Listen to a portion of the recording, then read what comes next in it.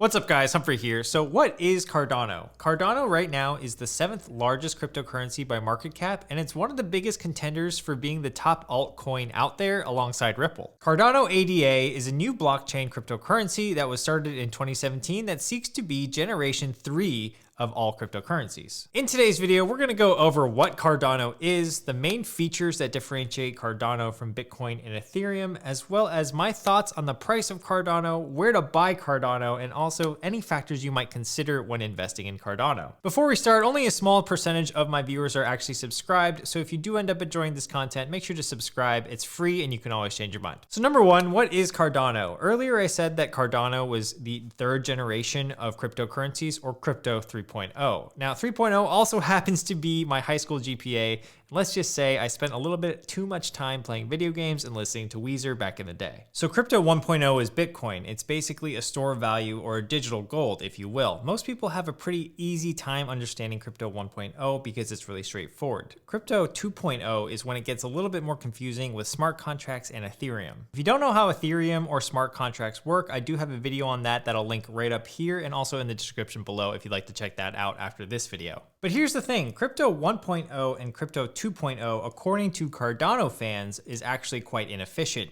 There are a lot of problems with crypto 1.0 and 2.0, including scale problems, speed problems, and also they use a little bit too much energy. Cardano looks to solve those problems as the next gen smart contract network, and Cardano was actually founded by the same co-founder who founded Ethereum back in the day. That man's name was Charles Hoskinson, and he actually left the Ethereum project in 2014 after a dispute about accepting venture capital funds. Afterward, he would go on to go start the Cardano project, which is what we're talking about today, and there are a lot of similarities between Cardano and Ethereum because they share the same founder, but Cardano is essentially trying to improve upon everything Ethereum has done before. It's important to note here that Cardano is actually the blockchain and ADA is the cryptocurrency that fuels the blockchain, much like Ether and Ethereum on the Ethereum network. If someone tells you that they've invested in Cardano, it actually means that they've invested in the ADA coin, which is the corresponding coin to Cardano. Similarly to Ethereum, if someone tells you they invested in Ethereum, they're actually investing in the Ether coin. So what is the main differentiating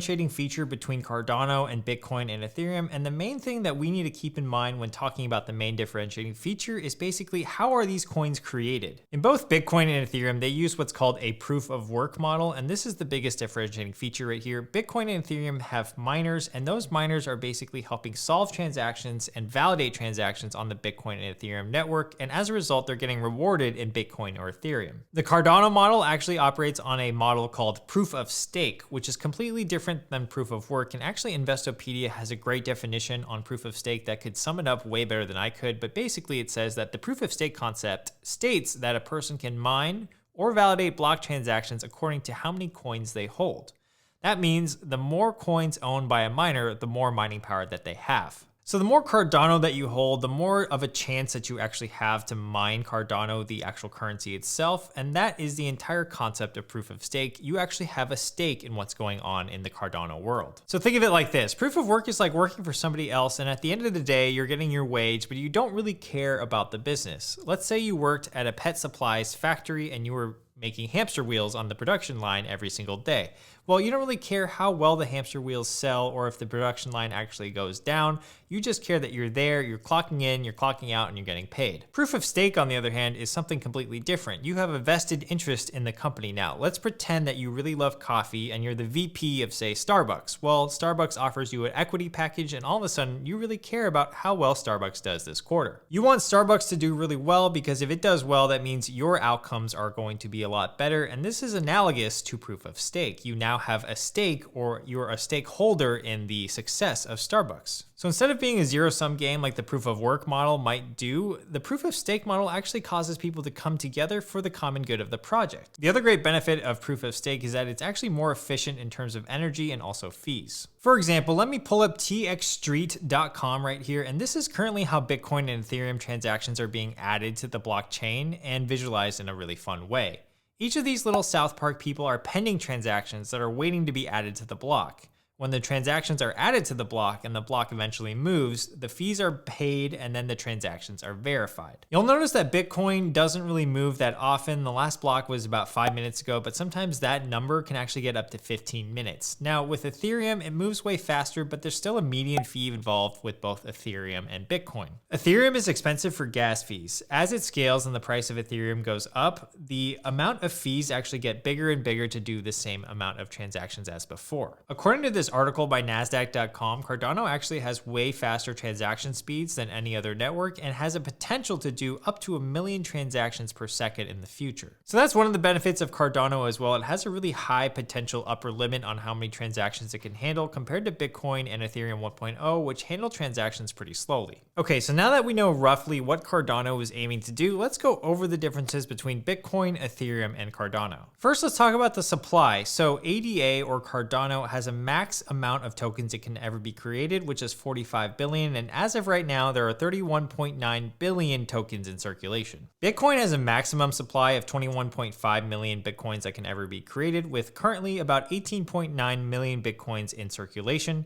Now, Ethereum has no max supply, so it can infinitely be created, but that actually might be solved with Ethereum 2.0 in a few years here, but I don't really know too much about that, so I don't want to comment on that. But as of right now, Ethereum, there is about 115 million of them in circulation. The second factor that we need to talk about is speed. Right now, Bitcoin can handle between 4 to 4.5 transactions per second, and Ethereum is right around 20 transactions per second. As I said before, Cardano could be up to 1 million transactions per second, but that scale has not been achieved just yet. Currently, the cap on transactions per second for the Cardano network is around 6.5 transactions per second. According to my research, that's because of a network setting that's actually limiting the number of transactions on the Cardano network, just because there's not enough demand for those Cardano transactions altogether. If you're interested in depth on how it could scale and the transaction speeds, there's actually a really great post by Reddit user Clace Thenis Alpha. Hopefully I said his name right, but he did a really great breakdown, and I'll leave that post in the description below so that you can check this out after the video. One of the other main differentiating factors of Cardano versus Bitcoin and Ethereum is in the future, Cardano is seeking to be the internet of blockchains. Cardano basically wants to connect all cryptocurrencies together, letting you seamlessly move assets from one cryptocurrency to another, which the other networks such as Bitcoin and Ethereum aren't even thinking about this possible situation. I think this is pretty cool because Cardano is basically saying, let's bank on the success of cryptocurrency as a whole, rather than just saying, okay, our network and our coin is the best out there, you should definitely use us. Now, I don't know enough about how that would all work, but it is part of the platform that is somewhat appealing to me, which is we all win when we win versus a winner-take-all environment. All right, so let's briefly talk about where you can buy Cardano and some of my thoughts on the price of Cardano. If you're in the United States, you can basically buy Cardano at any of the biggest cryptocurrency exchanges. For example, Coinbase Pro has it, Coinbase Regular, Kraken, Gemini, and Binance.us. They all have Cardano available. As I'm recording this video, currently it's trading for about $1.36 per coin, and the total market capitalization for all Cardano is around $43 billion. To give you some context into that market cap, Bitcoin is around $1 trillion in market cap. Ethereum typically pushes $350 to $400 billion in market capitalization. And the entire global gold market is actually $11 trillion. If you think Cardano could potentially reach $500 million market cap, which is about half of Bitcoin right now, then that current price of $1.36 could potentially be worth about 15.5 per ADA coin. I don't know if that's going to happen, and we really can't say for sure. Now, the last time the cryptocurrency market was at an all-time high like it is right now was back in the year of 2017, and back then, everyone was extremely bullish and overly optimistic as well. But we all know what actually eventually happened, which was in 2018, the cryptocurrency market basically crashed, and a lot of coins lost almost up to 80% or even 90% of their value. I would say the one differentiating factor right now from 2017 is that Bitcoin has a lot more mainstream adoption and institutional acceptance that I feel like it's going to be on an upward trajectory from here on out, but who knows? What's that saying they say, like a rising tide fills all boats, or like a rising boat fills all tides? I'm not really too sure, but that's basically what Bitcoin is doing. doing, it's basically rising the value of other cryptocurrencies because of its mainstream adoption and institutional acceptance. So lastly, is Cardano a good investment? What factors should you consider? Let's talk about that really quickly. Personally, I really like the max supply factor of Cardano. It has 45 billion tokens that will ever be created, and in that sense, it's very close to Bitcoin, which is a deflationary currency. I personally think having a finite supply is always going to be more attractive than having a currency that can just be printed out of thin air. Jerome Powell, hello. The second thing is I think it's a great hedge against Ethereum. So Cardano, if it becomes the de facto smart contract network, then if you have all your eggs in Ethereum, that actually might be a bad thing. So I've actually diversified a little bit of my Ethereum holdings into Cardano as of this week. The third factor you should consider is how bullish are you on the cryptocurrency market and the smart contract platforms as a whole. If you think that the world is trending towards smart contracts and even more cryptocurrency adoption in the future, then Cardano could be a really good high conviction purchase. Lastly, you should consider the market right now. Do you think it's at an all-time high? And if it is at an all-time high, do you believe in this coin long-term? Do you also believe in the mission and the values that the Cardano project actually holds? These are all great questions to ask yourself, and I definitely encourage you to research a little bit more about Cardano on your own time. Again, this is not financial advice, but I do hope that this video was helpful in breaking down Cardano and exactly what the differentiating factors of Cardano are compared to other cryptocurrencies like Bitcoin and Ethereum. If you'd like 10 free dollars worth of Bitcoin in Coinbase, use the link in my description below for that, as well as you can get a free stock valued up to $200 whenever you sign up with Robinhood if you don't already have a Robinhood account. Make sure to like the video, subscribe to my channel if you didn't already, and also tick the notification bell because then you get notified whenever I drop a video. Lastly, thanks to all my Patreon supporters. I appreciate you guys being here. If you'd like to see what I invest in, that's in my Patreon, as well as get buy and sell alerts for whenever I do so. All right, guys, I'll see you in the next video. Peace.